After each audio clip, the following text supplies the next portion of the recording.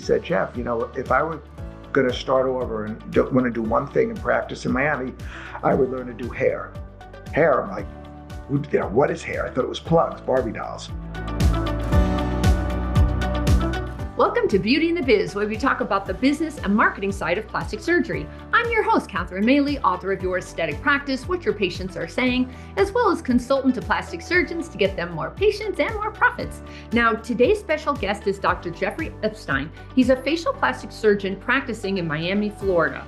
Now, he's been practicing for over 30 years and specializes in natural-looking hair restoration of the hairline, eyebrows, and beards, hairline lowering surgery, as well as ethnic rhinoplasty.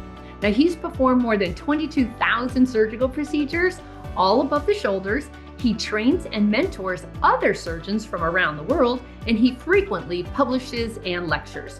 Now, Dr. Epstein's also very committed to giving back to his community by providing pro bono reconstructive surgery through his charitable organization he founded with his plastic surgeon wife, called the Gorana and Jeffrey Epstein Foundation, as well as Operation Restore, the pro bono organization of the International Society of Hair Restoration Surgery. That's a lot.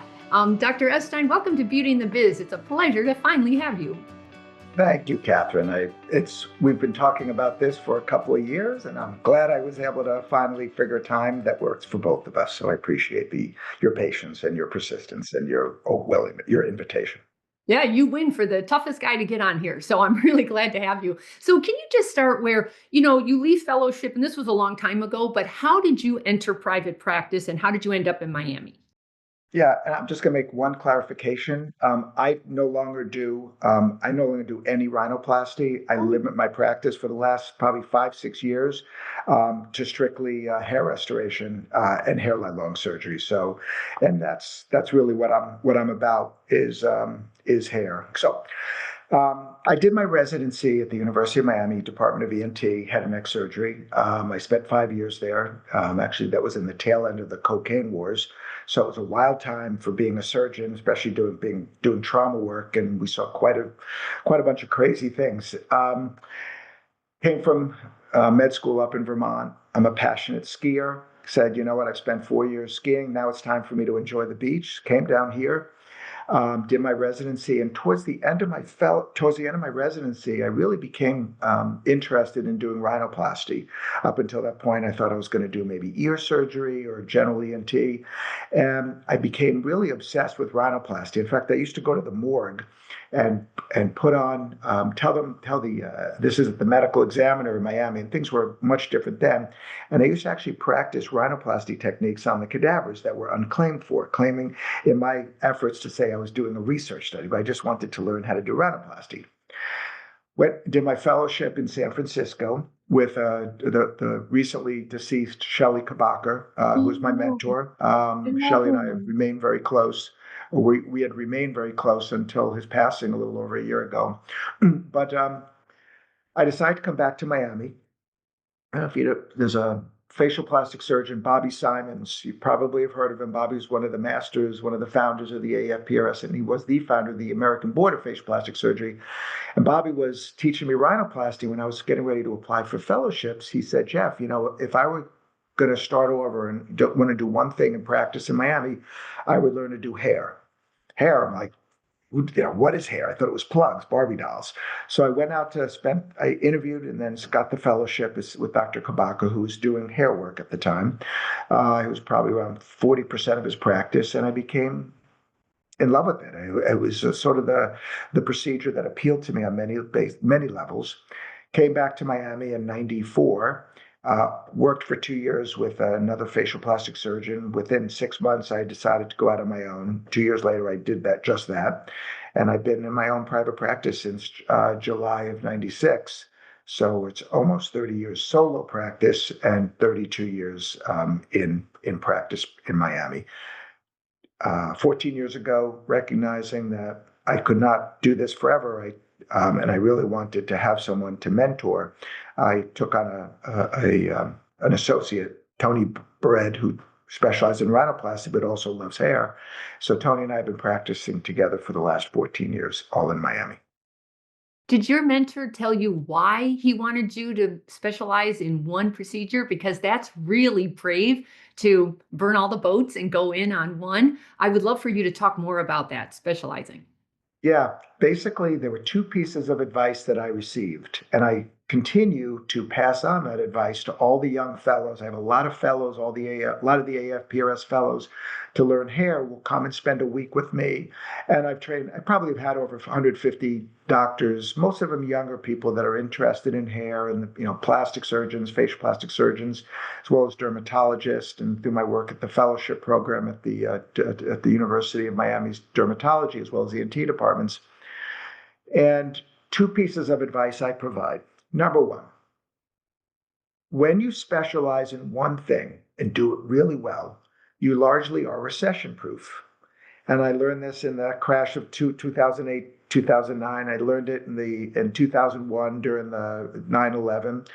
And it really is true. There's always going to be people that have the means and the desire and the demand for ultra highly specialized physicians to provide care for them and their family members. In the case for me, it's hair restoration. The other lesson I learned, and I pass this on, is that, and this applied particularly up until around 5 years ago, when I was doing some rhinoplasty work as well as aging face. Another piece of advice is when you become really, really good in one thing, patients are automatically going to assume that you're good at everything else. So that by having that recognized expertise in hair, I also was able to, I earned the trust of my patients, and it was also perceived those same characteristics that made me such an accomplished hair restoration surgeon, I think carried over into my facial plastic and rhinoplasty work, which up until, as I said, around 5 years ago, was an active part of my practice. And then 5 years ago, I said, that 15% of my practice, I made the decision that I no longer wanted to do it. Oh, that's amazing. I know in marketing, we were always taught you're better off attracting patients who are least likely to be affected by the economy or at least last affected by the economy. So the way you do that is now you've moved up to the affluent group, the upper level, and they do care a lot more about your specialization and expertise, way more than they do about the money. They want the Correct. best. And I love that you're catering to them. And especially in today's world, I don't know how you're supposed to be everything to everybody. You cannot advertise, I'm a plastic surgeon, face and body. Nobody will hear you. So I love the idea of at least specializing in the external world. Like you really put that flag in the sand and said, I'm hair. Do you have any regrets for that, or do you wish you had done it sooner, or any thoughts on that? Oh, God, no. It's been an incredibly rewarding career. I think that there's a unique sense of accomplishment, satisfaction, and peace of mind knowing that I've done one thing and I've done it about as well as it can be done. There's something nice to feel that. And also to know that, when I'm seeing patients, they truly are like seeing in me, they have complete trust. It's not like they'll get a lot of other opinions sometimes or they'll read a lot. But then I'm like, listen, I've been doing this for 30 plus years and this is all I do. And I'm passionate about it. And I've built a team, which is a key, integral part of being a successful hair restoration surgeon. And I have that peace of mind that I'm really doing the best I can for my patients because physicians are amongst the highest level trained uh, professionals. Yet there's plenty of physicians that aren't, I mean, they're good or they're competent, but to really achieve, I'm not going to say greatness, but really achieve proficiency, it takes a lot. It doesn't come naturally. And most of my patients see the same thing as what I see. And that is, for my own personal care, I'm going to seek out world experts if I need, for example, I had a concussion I shared with you a year and a half ago. I originally hurt myself skiing 3 years ago, skiing in Switzerland against a German guy, stupid thing for a guy like me to be doing, but I'm passionate about skiing. And I had another concussion around a year and a half ago, and it was taking a while for me to recover. And I found a doctor up in this case, University of Pittsburgh, who's around my age, who's the world expert or one of the world's expert in concussion. And I went right to him, even though it took me 7 months to get an appointment to see him. I was determined to see him. And I just saw him like a month ago. It's the best decision I made because he knew he knew what was going on with me. He wasn't a neurologist that did 3 or 4 things. All he did was concussion, and he's made a substantial improvement in my health and my mental clarity. It's great. Wow, that I'm so glad to hear that, by the way. Thank you. You know what else I love about specializing? The patient experience can be such a well orchestrated dance because the staff is so educated on this one thing. They're not jumping from one body part to another, or downtime here is different than downtime here. Everything can be super smooth in the processes because everyone's there for the same thing. The emotions are often the same. The process, the pre-op is the same, the post-op. I love that you can really give that patient experience the 5-star service it needs and desires and kind of requires. Yeah. Appreciate that. I'm going to throw it back at you. So you deal and you consult with a lot of practices. How do you convey to the supporting members of a team? How do you provide that expertise, that knowledge, that savoir faire? Can it be taught? Or is it something that you can actually teach practices that are trying to achieve somewhat of that, even if they don't specialize in just one procedure? I'm just curious. The smartest practices know a big part of their practice growth comes from retention, referrals, and repeat treatments, not just from new internet stranger leads. That's why I created the KISS Loyalty Club, a done-for-you system that keeps your patients returning, referring, reviewing, sharing you on social media, and completing surgery. Discover how KISS can grow your own practice revenues by visiting kissloyalty.com today. Well, it takes you as the leader to make it an absolute priority, and that takes repetition. So that's you meeting with them constantly, going over the great reviews you're getting, going over the terrible reviews you got that should have never happened, taking them to a 5-star restaurant, taking them to the Ritz, and seeing how the real standards of excellence happens. They need to see role playing of it and seeing it firsthand themselves. When you go to a really nice hotel and they always say, "Oh, my pleasure," like your staff would never think of saying that, you know? So it just takes a lot of repetition, and it has to come from the leader, and you have Yeah, to show. and adding to that, I fully agree.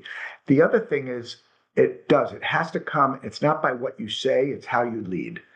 And I have always treated, I have, at one point, I had around 22, 23 hair techs. I'm down now to 15. I've limited myself. I have a more select group over the last 7, 8 years. I have around 50, I think I have 16 hair techs right now. But I treat them like gold. They see it. They're not seeing me just treat my patients, and my office manager. Every single one of them, I know their names. I ask how their father is. Because I genuinely care. Mhm. And care is half of healthcare.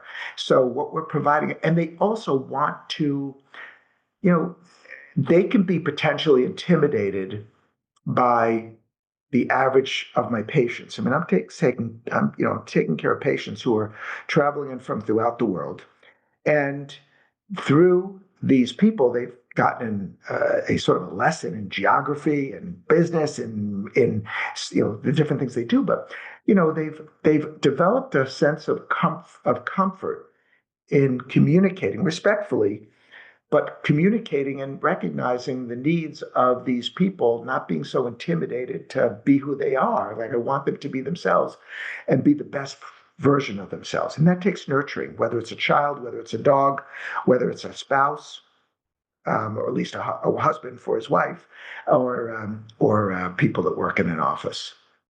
A couple tips. I would just make sure everyone's using their manners at all time. Good eye contact, smiling. Smiling is the universal language. And please and thank you. When they're just talking amongst themselves. Can you please hand that to me, Karen? Oh, thank you so much. Just good old manners. It's oftentimes the simple things that get missed, or their chatter while they're working with you. They don't realize this is somebody's very first experience with this and maybe the only one. Be very careful what you're saying and doing in front of, a patient, period. Yeah. Absolutely. Yep. Yeah. Alrighty. Now, I'd love for you to describe your practice setup because it's very unusual. You have lots of different locations, lots of different doctors. Can you explain it? Um, yeah, up until um, probably from 20 years ago up until 5 years ago, I had basically two main offices. I had Miami, where I did 85% of my work, and I had a New York City office for a number of years, 15, almost 20 years. And I did for most of the time in New York City, I would go originally I used to go once a month for 3 days, then I would go for once every 6 weeks, and I was down to like once every 3 months. And I trained a young doctor to sort of be my New York doctor. And it was a lot of work, particularly the traveling back and forth. And understand that I didn't want to use any per diem rental techs. I only wanted my own tech. So there would be 8 to 10 of us all flying on a Wednesday afternoon, working all day Thursday, Friday in surgery, and flying home either on Saturday. We'd all, we didn't have our own private jet. We would fly commercial. We'd all fly home together. Some people would stay for the weekend if they want to, have fun in New York. But it was really rewarding, but it was a lot of work. Mhm. And demographically, COVID really threw things, sort of upended the normal relationship of Manhattan and LA at the top, and then Miami as a second or third tier city. Mhm. Very quickly, Miami became a world class city. So it wasn't just a product of circumstances, in this case, COVID, but also my practice had matured enough that more and more of my patients, I didn't need to travel to them, particularly in the Northeast. They were very happy to come to Miami. And of course, post COVID, they were even more willing to come down because suddenly Miami was, first of all, it didn't shut down like the Northeast, but also Miami, now has it's basically it's really grown up. So by practicing here in Miami, I was able to stop with the traveling, which was very welcome.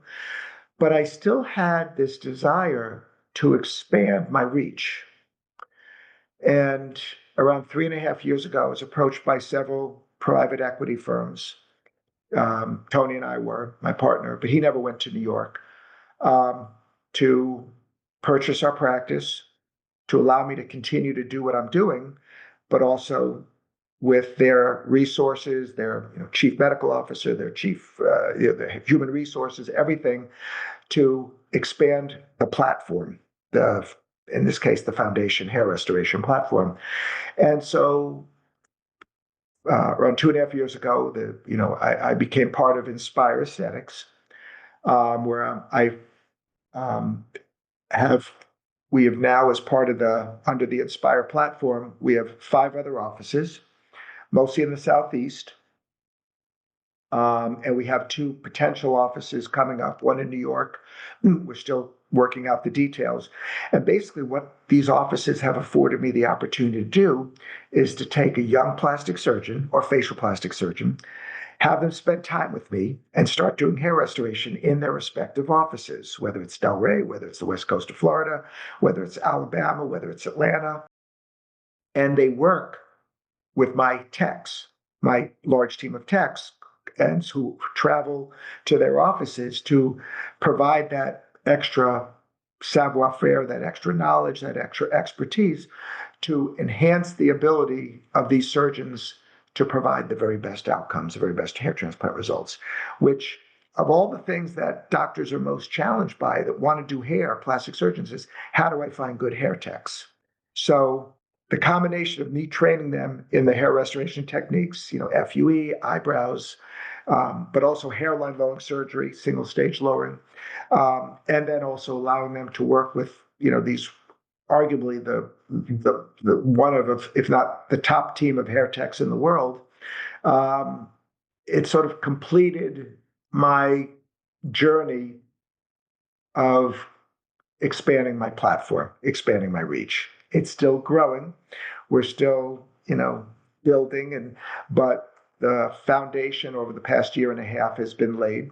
We've created a new website. We have just a whole bunch of protocols for medical therapy as well as surgical therapy, and it's been a blast having these young surgeons to mentor, not just having to visit me for a few days and then every once in a while they write me, but you know, Dr. Epstein, let me send you this case that I saw in consult. What do you recommend? And then hearing from my techs who are working with them on these cases, how they're doing, and universally they're all doing really above what I would have expected. It's really nice. Huh, that's super unusual. I haven't heard great stories about private equity lately. So, who owns the practices?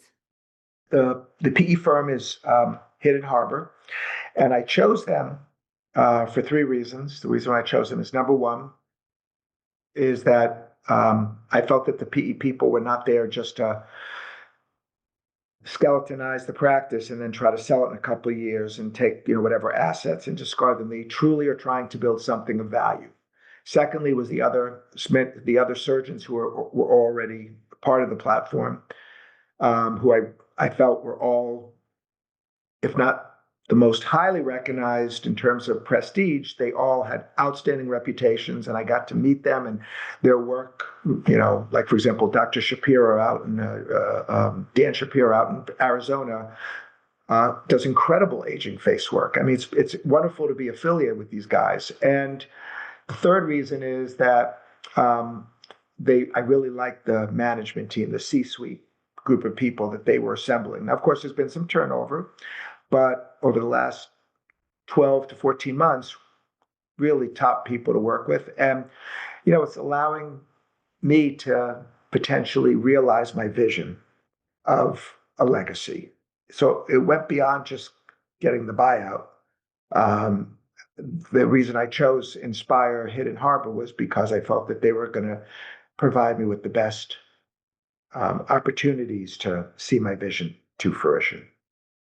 So honestly, the biggest question is how much trouble have you had with losing the control or the autonomy that you had now that you have to address that with the business people, Great question, Catherine. You obviously know me.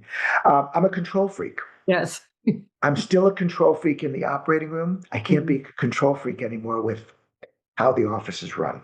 Right. But they're allowing me to do what I do best. And quite frankly, I probably shouldn't be the one that's controlling HR decisions or putting out fires, certainly not purchasing, which largely, a lot of those things I had turned over. So I'm learning, I'm adjusting. Thank goodness. They're like, every conversation I have with the CEO, Chandra Fulgham, how can I help you? How can I help you, Dr. Epstein? And that's her line. And it's not just a line, it's a philosophy. So she's allowed me to, and as a consequence, she's allowed my practice to go to, I think, the next level. And that is, I'm reaching really the highest level of patients. I'm building up Dr. Bared, my partner, who's doing outstanding hair work, getting more cases to go to him of those patients that don't want to wait as long to have me as their surgeon, don't want to wait several months, and/or don't want to pay my higher fees.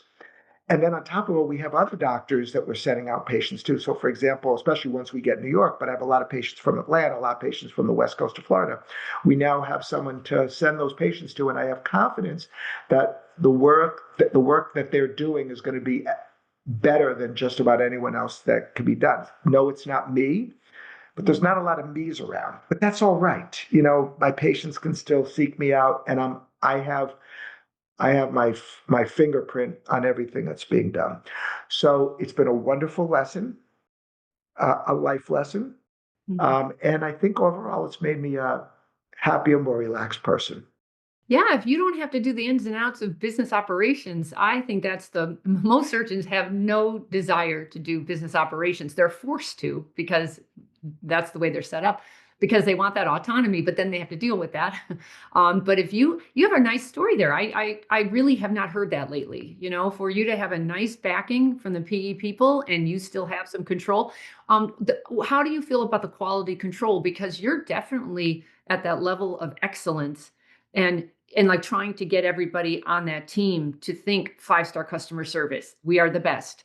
We go above and beyond. How do you get that across when you're no longer the boss? Yeah, that's a really good question as well. They knew what they were buying when they bought me. Hmm. I don't think they had any idea of the control freak, the perfectionist that they got in Tony, who also was passionate about rhinoplasty, my partner. But I don't, they haven't only adapted, they've actually been an accommodating, but they've also been welcoming and nurturing of what I do best. So I'd like to say that it's been all mostly for the positive. I'm no regrets about doing it.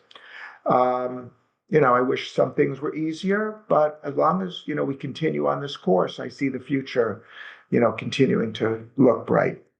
Oh, that's fantastic. I'm glad to hear that. So let's talk about marketing because you did a huge shift when you differentiated yourself and made you the expert in hair care, and that was amazing. But you also did a branding switch. Like now you're called Foundation instead of going by your name. I have to ask, has your name been a problem? You know, Yeah, it's been a blast. yeah, I mean, yeah, it has definitely presented its problems. In fact, the PE company calls me Dr. J with I just saw the that. letter J. They do Yeah. that. It's on your That was website. It's just Jay Epstein. Yeah. right. I've actually been approached by the Daily Show, Jon Stewart's show. They want to do an episode on talking to Jeff Epstein's. Oh my God, that's so I have a funny. couple of, I've had a couple of instances, but overall, I've gotten by. I've survived, Has and it helped or I'm hurt? not that Jeff Epstein. Yeah. Because when you Google it's hard to find you right away because you have Mhm. to get through all of that other minutia going on. But what would you say it helped or hurt? Didn't help. It definitely didn't Okay. help. I don't think it hurt that much. And it's an interesting story. Yeah. Wow. That's so crazy. What about your patient demographics? It sounds like you have you're all over the world, which is actually hard to do when because SEO or Google wants them limited to Miami. The way you get out of that local myopic focus is to go Instagram or social media. How are you going about marketing the whole world or the affluent who want the best? Sure. In 96, when I went on my own, I built the Found Hair, www.foundhair.com website. I probably spent 2,500 hours writing it and building it. And by 1998, before there was the Panda updates or whatever Google updates, Yes. we were the number one website for hair in the world. I was ahead of Bosley. God. And because we had so much content. So that was my first step towards launching, uh, you know, spreading out and getting my reputation out. Then around 2003, 2004, um, I built the eyebrowtransplantation.com site, and that was the time when domain names could be help with search. So that helped with my eyebrow practice, and that was certainly been one of the big parts of my practice. But the other thing is I started making videos on YouTube. 2-minute videos. If you've seen this, I probably have over 600 of them. No, you Hi, have I'm Dr. Jeff Epstein. 772.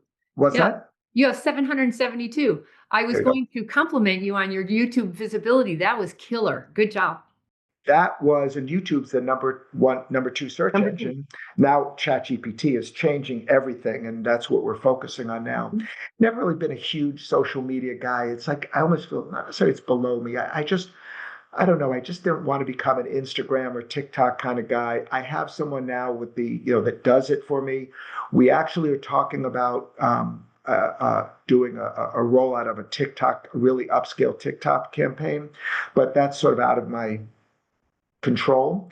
But the YouTube videos really was what launched me. Then of course achieving the credibility, lecturing around all these meetings, not just with the ISHRS, but also the AFPRS. I've given grand rounds in a couple of plastic surgery departments around the country. I really focused on building up my reputation amongst one of the most important gatekeepers of aesthetic services, which are other plastic surgeons and facial plastic surgeons. So I get all these referrals now of discriminating guys from LA, from Denver to from, Vancouver. Like they ask their plastic or facial plastic surgeon, whether the woman, let's say a woman has some aging face surgery or body work. My boyfriend is thinking, my husband wants some hair work. Who do you recommend? Without a doubt, many of them have heard of me because I've been so visible, and I love teaching, and I've written a lot of articles, and so I think that also has, so that's been more of the organic growth of my practice, while the other stuff like the YouTubes and social media, some of that's organic, and of course some of it is just smart internet search engine optimization and things like that, which I leave to the expert, my consultants. What's your ad budget like? Because you still have to advertise, right? Like PPC or Yeah, Google. we've I think we've always spent between 3 and 5% of our total budget on advertising, but that's external. Internal is a whole nother story. That's how we talk to our patients. And I have a database. I mean, I've done 24, almost now around 24,000 hair procedures, of which probably That's crazy. 25% come back for repeat work, whether it's 5 years or literally 25 years later. And now I'm seeing the children, of these patients. So we focus. We have some I think rather effective, focused internal marketing that's also helped. But I think it's traditionally been 3 to 5%, somewhere around there, around 4% of our total budget has always been on that, spent on advertising marketing. But you're saying you have a good percentage of internal patients who will come back because it's not just a one and done. They can come back because they continue to lose hair. They do have friends. I've always thought that would be a tough crowd for word of mouth because it's usually men. They're not dying to talk to each other about this. Although I always thought if you could come up with some kind of bro thing, because they'll tell their brother, and their brother's probably as bald as they are. So anyway, that's just my thought. But there's money there, right? There's money in nurturing your current patient list. I like that broke concept because, yes, most of my patients, I would say probably 15% of my patients constitute 95% of my referrals. I've got a core group of patients that love me, that love to talk about what they've had done. I had one hairdresser in Provincetown, Massachusetts, on the Cape. He must have sent me 25 patients. Now, he was a hairdresser, but he literally sent me 25 patients over the course of 15 years from the New England area. Those patients are like gold. I don't reward them other than to thank them and, take extra good care of them. So you never know who it's going to be. But when you get them, you're so appreciative. But yes, many patients don't want to share what they've had done with others. And I understand they're paying extra, to be discreet. They don't want to look like, they don't want anyone saying, oh, it's a nice hair transplant. They don't want anyone to know they had anything done. Sometimes they don't even want their spouses to know, or their children, or their moms.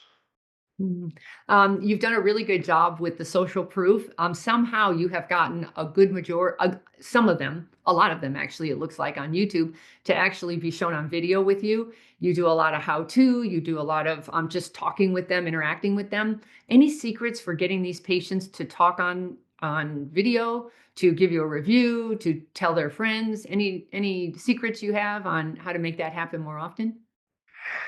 Um, I don't think so. I think that other than that, so many of them have learned about me from this through the same media sources that they're happy to pay it forward.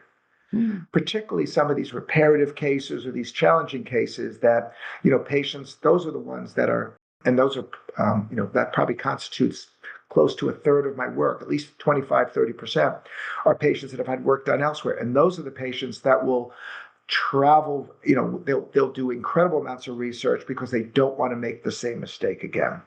But in terms of asking them, I just, sometimes we just, fortunately it's hair, it's not a nose or eyes or, lips. I can basically just show from here up if they don't want to, disclose reveal their visibility. But sometimes patients are just willing to share their story. And of course, we're happy to, make it as comfortable for them as possible. For sure. I love the idea of the hairdressers, by the way. When I wrote my book, Your Aesthetic Practice, I interviewed the patients to say, why did you choose this over that? And I'm in San Francisco. We had a hairstylist there, that very kind of flamboyant gay guy, and the women just loved him. And he had what, eight heads a day, every 5 days a week. He was a referral source of 250 referrals between a facial plastic surgeon and a cosmetic dentist. And I Wow. thought, you guys, I think we're missing out on the hairstylist, you know? I mean, frankly, if you have a PR group or a marketing group, you know, it'd be really neat to do some type of a hairstylist, um, maybe a pro bono event or a Mhm. hairstylist hair contest. And you put it together and it's run and and it's sponsored by, foundation. Anyway, or what's it called? Is it foundation?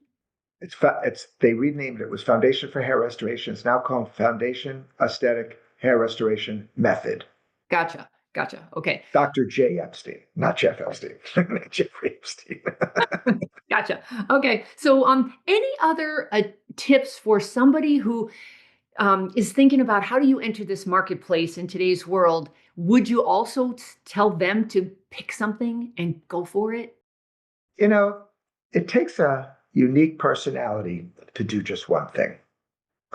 For years, doctors say, "Oh God, how do you do hair all the time? It's so boring. It's so." But you can almost say that about rhinoplasty or facelifts. I mean, after you've done 50 or 100 or 1,000, they're not necessarily boring. In fact, I would actually do the flip side. There's actually something to learn with every single case. Like I'm better today in my hairline work than I was 3 years ago because I become even more passionate. I want to perfect it even more. I want to tweak it. I want to so and now, of course, so many of my colleagues who, are, doing facelifts or rhinoplasty that are getting their butts kicked, whether it's because your rhinoplasty patients, I'm sure you've, heard this before, can be very challenging from a patient satisfaction basis, as can facelift patients. Hair patients, first of all, it's low pressure. Um, and I think that for me, it it was appropriate for my personality, my Mm. perfectionism, my ability to work with a team. I like working with men primarily, male patients. I get along. I have a sort of a cordial way of talking to them and getting to know them. Um, so you have to have a personality. So you can't just chase it unless it's in your DNA. Mm. And but if it suits you, this concept, whether it's because it's ego gratifying, whether it's because you're chasing personal financial success, whether you just really are passionate about doing one procedure, then it's worthwhile. I mean, for me, it's worked out great, and I'm sure many of your, the people I've actually been watching some of your podcasts over the last couple of weeks. I've enjoyed them, and I'm sure some of the people that that just like you do one thing, you focus on healthcare providers. It's the same thing. You become an expert, and I think that's you can recognize that passion and the rewards that you get from meeting those passions, feeding those passions. That there's no way I could have built this identity or this reputation or credibility in this marketplace without putting my own flag in the sand. I only work with cosmetic surgeons, only. Yep. I don't even work with med spas. Like I only work with you doctors, you surgeons. I understand you. I get it. It having that kind of focus helped me so much. And but then again, you when you burn the boats, you have to live with the consequences. I live in a very little niche market. There are not many of you, so I cannot make many mistakes. It's a very small world we live in. So, Yep. but I love it. I can't imagine trying to be everything to everybody. I don't know how you, especially in today's world, I don't know how you would market yourself like that anymore. It's just not even physically or mentally or financially possible to be everything to everybody. Mhm. So we're going to wrap it up soon. Can you please tell me a patient or staff story you care to share that's fairly interesting?